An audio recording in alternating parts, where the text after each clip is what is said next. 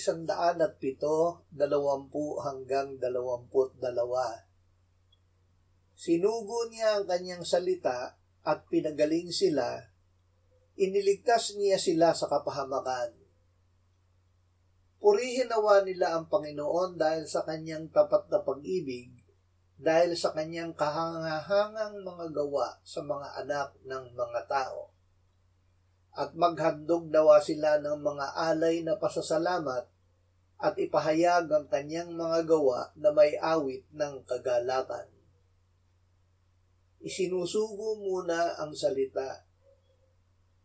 Kalooban ng Diyos na tayo ay pagalingin sa ating mga karamdaman. Ang kanyang pagpapagaling ay tinatanggap natin sa pamamagitan ng pananampalataya. Upang tayo ay sumampalataya ay ibinibigay niya sa atin ang kanyang salita. Ang Panginoong Hesus ang salita ng Diyos.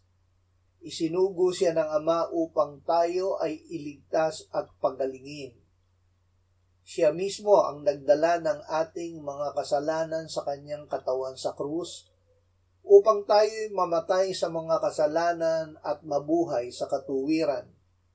Dahil sa kanyang mga sugat ay gumaling tayo.